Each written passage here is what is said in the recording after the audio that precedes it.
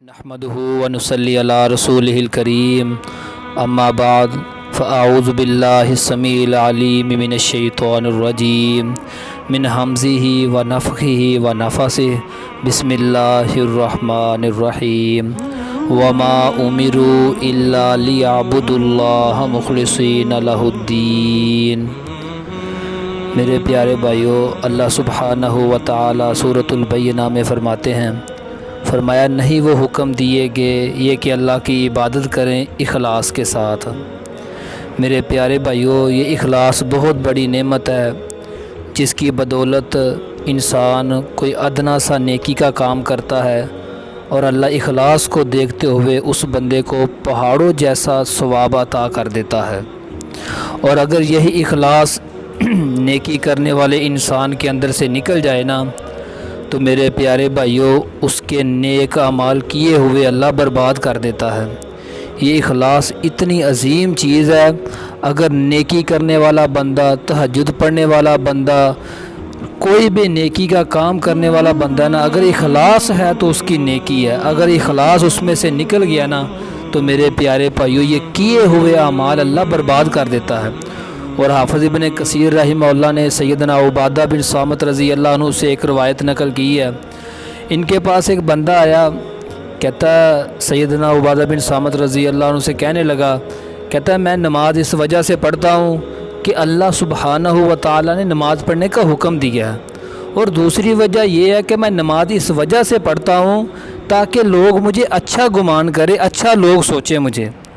हज़रत उबादा बिन सामित रज़ी अल्लाह अन्हु ने जब ये बात सुनी ना कि तो नमाज इस वजह से पढ़ता है ताकि लोग भी तुझे अच्छा समझें कि यार ये बहुत अच्छा आदमी है, हज़रत उबादा बिन सामित रज़ी अल्लाह अन्हु बोले, जो पैगम्बर अलैहिस्सलातु वस्सलाम के तरबियत याफ्ता है, जिन्होंने इखलास नबी अलैहिस्सलातु वस्सलाम से सीखा है, फरमाने लगे अगर नमाज पढ़ने के साथ साथ तेरे दिल में ये बात भी है ना कि लोग तुझे अच्छा जाने, फरमाया मेरे प्यारे भाई, ये तेरी पढ़ी हुई नमाज़ें तेरी दुनिया में अल्लाह सुब्हानहु व तआला बर्बाद कर देंगे।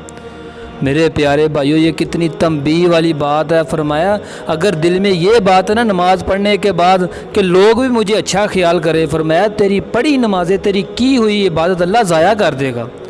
और मेरे प्यारे भाइयों, हज़रत जुनैद रहमहुल्लाह फरमाते हैं अल इखलासु सिर्रुन बैन अल्लाह व बैन अल अब्द। फरमाया ये जो इखलास है ना, फरमाया ये एक राज है जो अल्लाह सुब्हानहु व तआला के दरमियान और एक बंदे के दरमियान होता है। फरमाया इस इखलास को ना फरिश्ते जानते हैं, ना जिन्नात जानते हैं, ना शयातीन जानते हैं। फरमाया ये इतनी अजीम चीज़ है, अल्लाह और बंदे के दरमियान ये एक बहुत गहरा ताल्लुक़ है।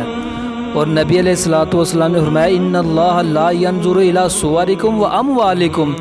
फरमाया अल्लाह सुब्हानहु व तआला इंसान की शक्ल नहीं देखता, इंसान का माल नहीं देखता। और सही मुस्लिम है फरमाया इला अजसामिहिम, और अल्लाह इंसान के जिस्म को भी नहीं देखता। अल्लाह किस चीज़ को परखता है, किस चीज़ को अल्लाह देखता है? फरमाया वलाकिन यंजुरु इला कुलूबिकुम व आमालिकुम। फरमाया अल्लाह इंसान का देखता है तो दिल देखता है, अल्लाह देखता है तो नेक अमाल देखता है, अल्लाह देखता है इंसान का इखलास देखता है।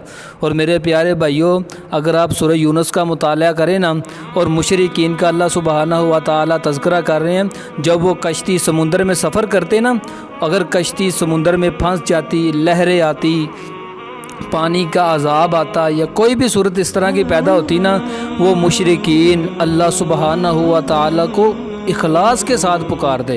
ये सूरज यूनुस है कि दावुल्लाह मुखलिसीन लहुद्दीन। इखलास के साथ अल्लाह सुब्हानहु व तआला को जब वो पुकारते ना, अल्लाह फरमाते हैं हम उनका इखलास देखते है, काफिर है मुशरिक। फरमाया जब वो मुझे इखलास के साथ पुकारते थे ना, अल्लाह फरमाते हैं हम उनको उस अजाब से निजात दे देते थे।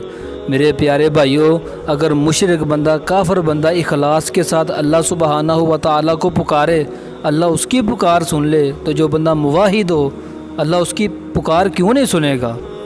फरमाया और नबी अलैहिस्सलातु वस्सलाम पर कुरान आया सूरह यूनुस, फरमाया जब हम उन लोगों को निजात दे देते हैं ना उस अज़ाब से, फरमाया फिर वो सरकशी करना शुरू कर देते हैं پھر وہی شرک کرنا شروع کر دیتے ہیں۔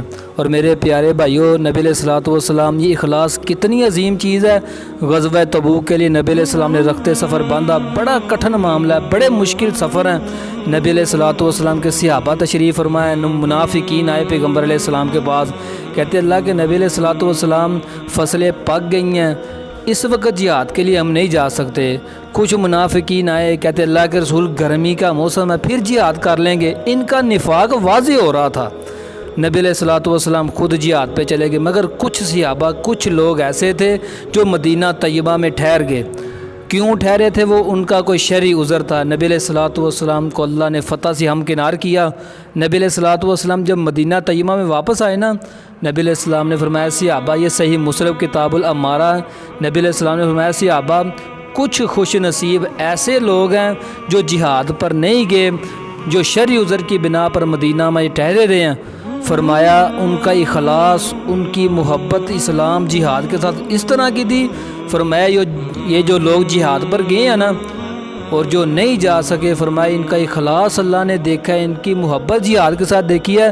فرمایا یہ مدینہ میں رہ کر جہاد کرنے والوں کے برابر یہ ثواب پا چکے ہیں۔ میرے پیارے بھائیوں، یہ اخلاص اتنی بڑی عظیم چیز ہے۔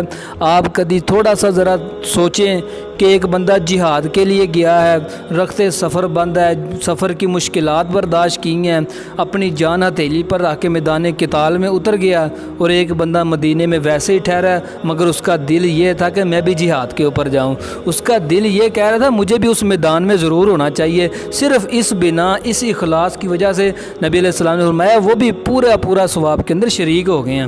میرے پیارے بھائیوں، اگر اخلاص ہے تو سب کچھ ہے، اگر اخلاص نہیں ہے تو یہ کیے ہوئے اعمال اللہ دنیا میں برباد کر دیتا ہے۔ اللہ سبحانہ و تعالیٰ سے دعا ہے کہ اللہ ہم جو بھی کام کریں دین کا، نیکی کا، اسلام کا، اللہ ہمارے دل کے اندر اخلاص جیسی عظیم نعمت پیدا فرما۔ سبحان ربک رب العزت عما یصفون وسلام علی المرسلین والحمد للہ رب العالمین۔